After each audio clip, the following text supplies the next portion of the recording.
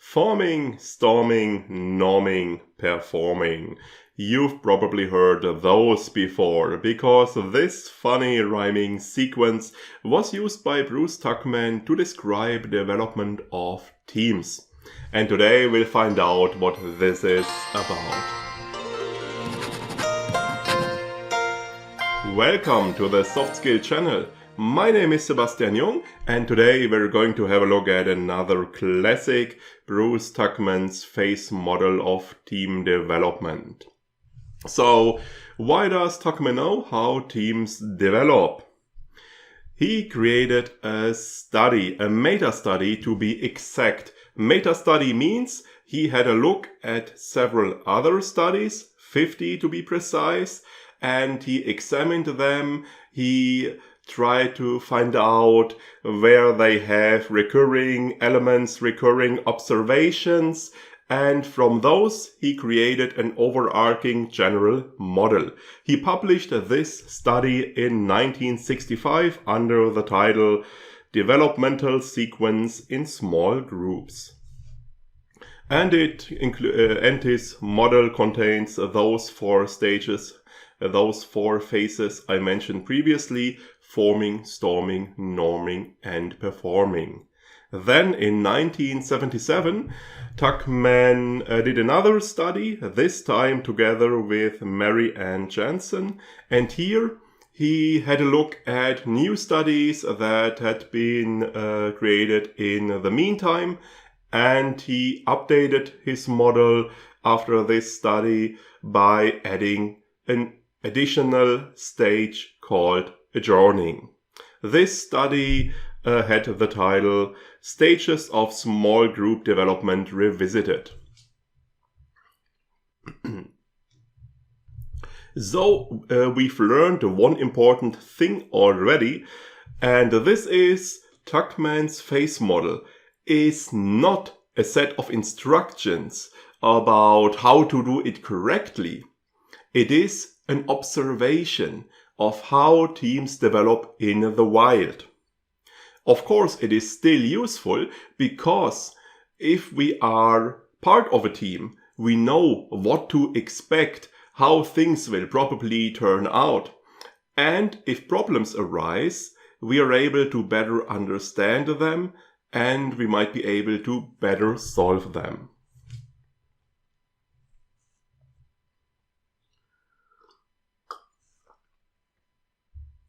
Tuckman's model is a general model that applies to all kinds of teams.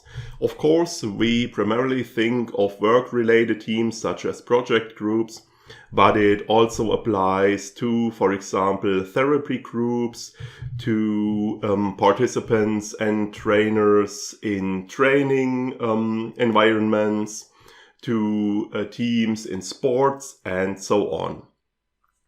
Tuckman always distinguished between two aspects in his phases. The first is the group structure aspect and the other is the task activity aspect. And we will have a look at those.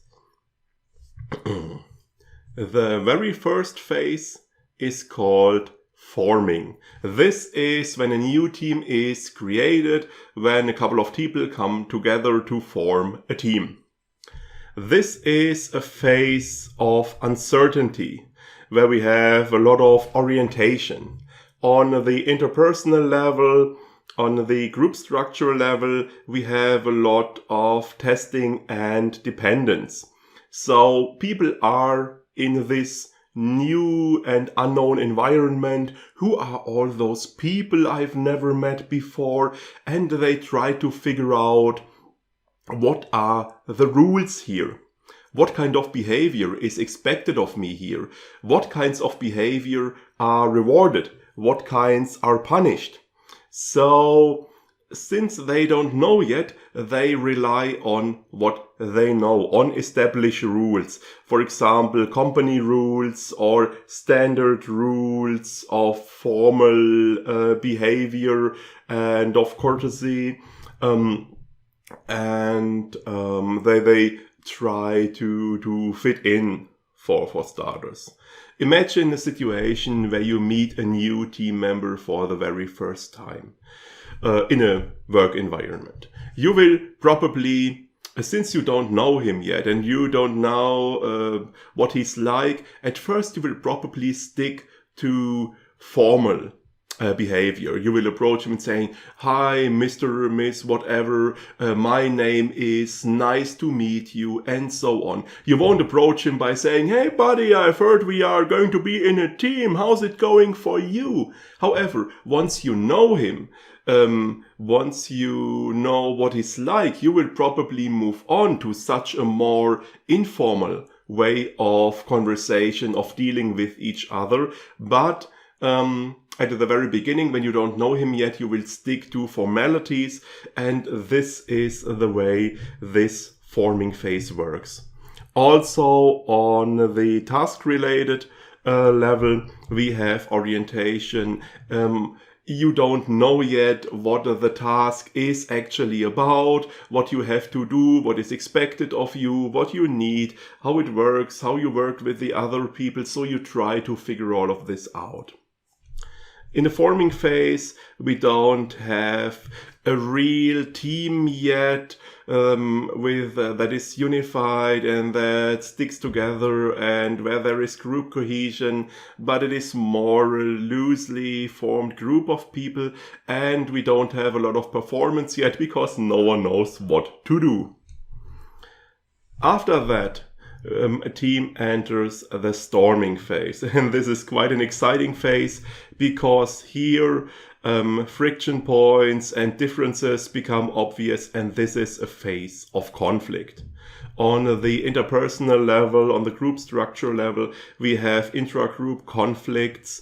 After we've been testing the boundaries and the expectations in the forming phase, we now probe how much we can overstep the boundaries, what we can get away with. We try to assert our own position. We try to get a good position in the pecking order. So there is a lot of conflicting opinions, conflicting positions are clashing, and there is a lot of struggle. And also on the task-related level, we have conflict because now we get emotional responses to the task, such as, "I don't want to do that," or "I don't want to do that in this way, I want to do it in my way." Or maybe you have some people who say, "Oh, this is super important for me, we all should put in maximum effort, so this is a big success," while others say, "I don't really care about this at all, I want to get by using minimum effort," and those will probably not get along fine. This storming phase doesn't sound very pleasant, but it is rather important. One of the risks associated with the storming phase is that a team doesn't really go through the storming phase, even though it would have had to do so.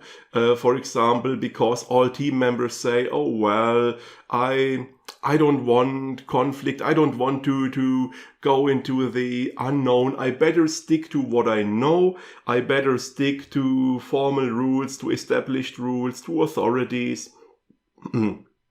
I don't like all of those people, and I don't like their positions, I want to do it some other way, but I won't open communicate this because I don't want the struggle." So there are conflicts, but they are cold conflicts under the surface, hidden, and they poison the atmosphere in the team, but they are never really brought out into the open, and so there is no chance to ever resolve them. On the other hand, it is of course also possible that a team gets stuck in the storming phase, that there is hot conflict, everybody is at war with each other, and they never manage to get out of this. Another risk of the storming phase is that fractions develop, so the team is split up into several smaller groups that fight each other, There are numerous things that can go wrong here. Again, this is a phase where we don't really have a unified, cohesive team yet. And of course, performance isn't that great because a lot of energy is spent on the conflicts.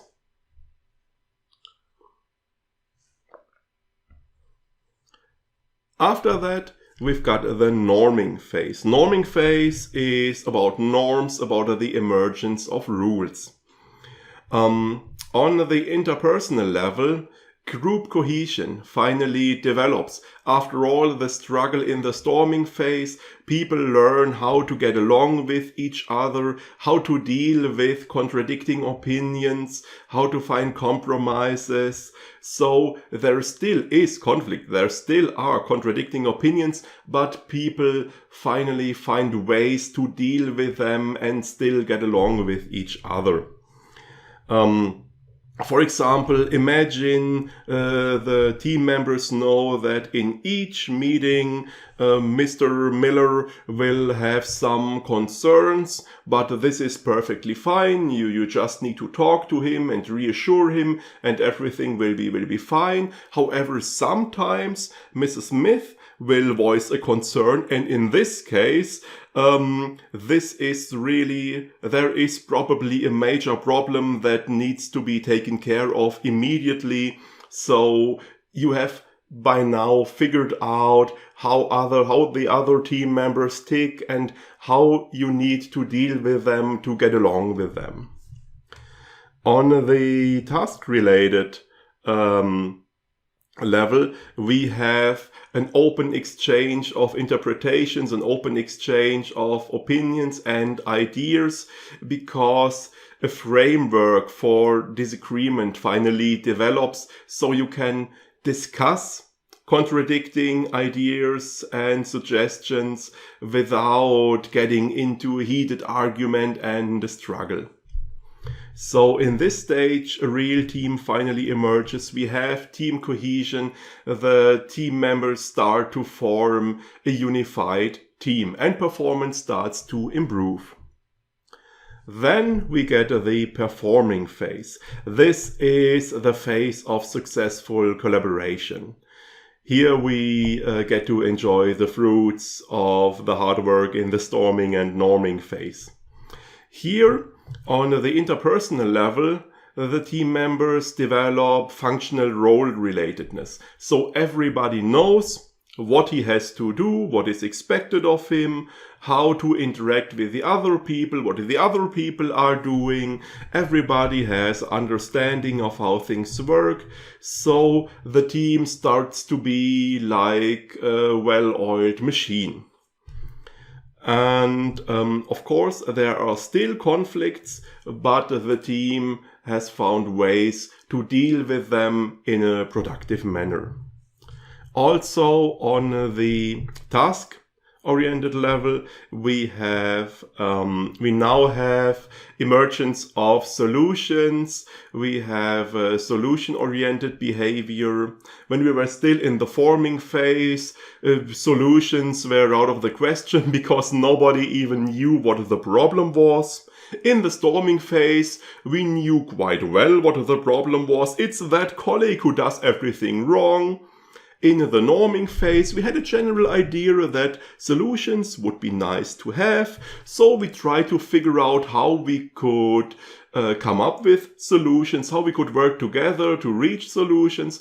And since we have figured that out, now in the performing phase, we can finally create and implement solutions. So here, the team reaches maximum performance. The team reaches successful collaboration.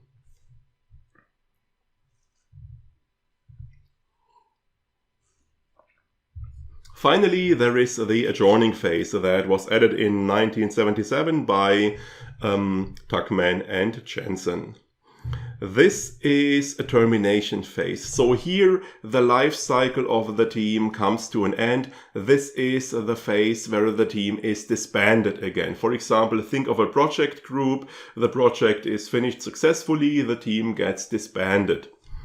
Here, Tuckman doesn't describe the interpersonal and task-related aspects separately. He just mentions that this is a difficult phase and therefore an important phase because it can be quite difficult for the team members to have their team dissolved after they've worked together successfully for a long time, gone through all those phases together, got to know each other quite well. So it can be a huge burden to suddenly see this team disbanded and have everyone go their separate ways again.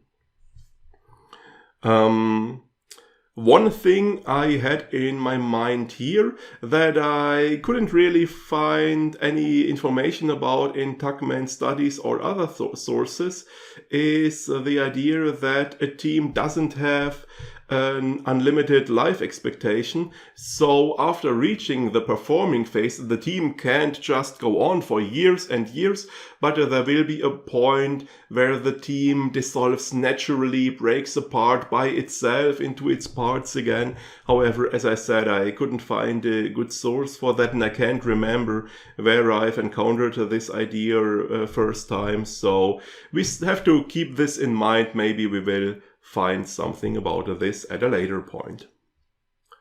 Let me add a few comments about the model. Now that you've learned about the different phases, you're probably thinking, hey, I am in a team. I wonder what phase we are in at the moment. Or you might think, from the past experience with the team, where do I recognize aspects of the phase model? It is important here to understand that these different phases obviously are not clear-cut and there is no sharp distinction between them. It's not like, yesterday we had storming, but today we have reached the norming phase, but it is a smooth transition. So instead of asking which phase are we in right now, it might be better to ask which phases are we transitioning between at the moment. And also we have to keep in mind that Tuckman's model obviously describes the ideal situation. Team comes together, there are never any changes to team members or to outer conditions, and then this goes on in the ideal way.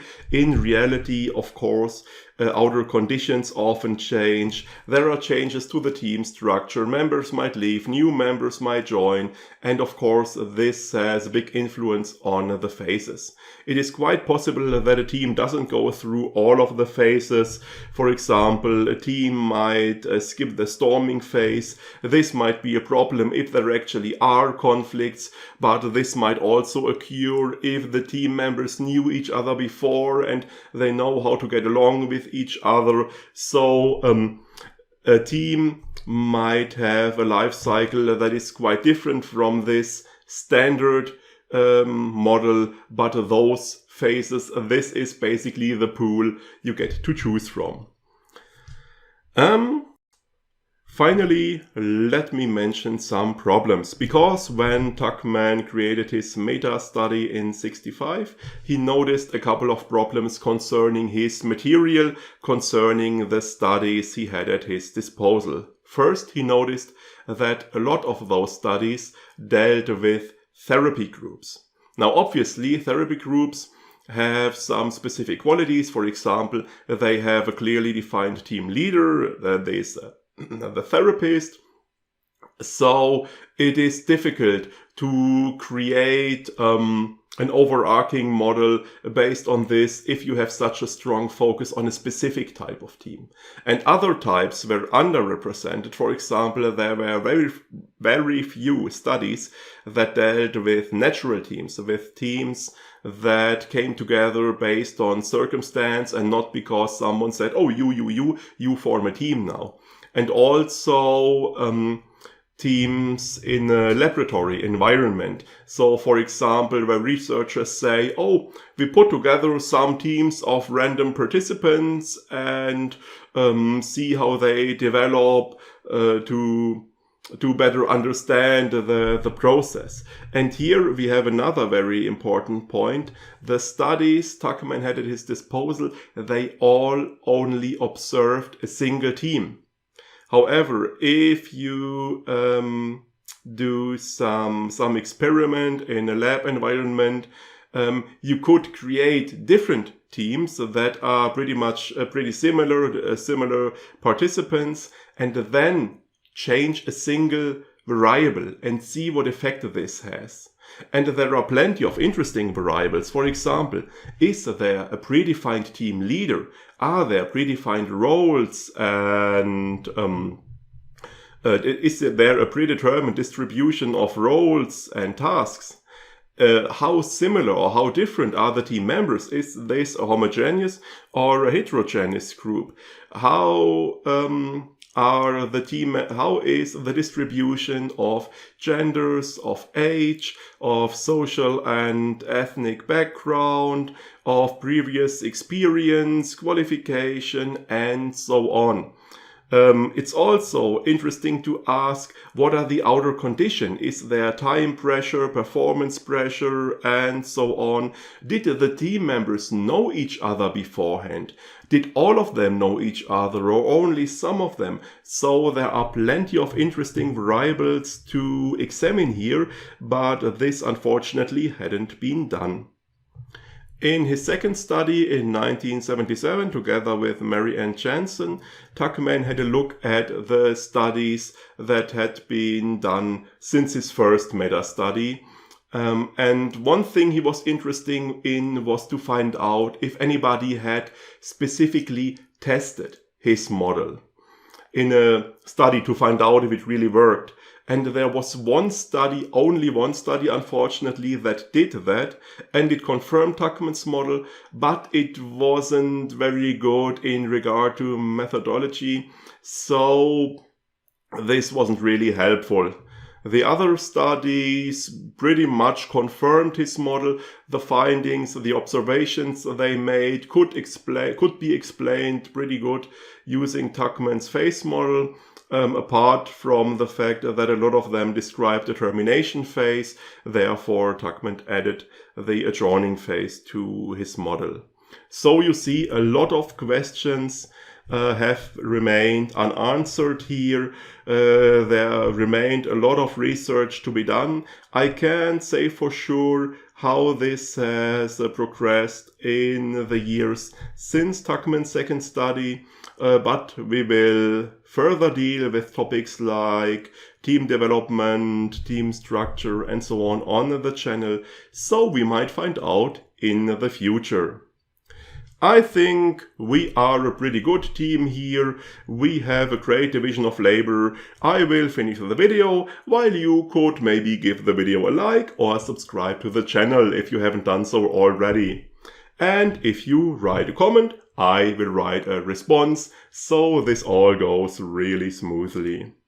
We will see each other again next week when we have the book review of Dale Carnegie's classic How to Win Friends and Influence People. For today, I'll take my leave. Have a nice day. See you next time.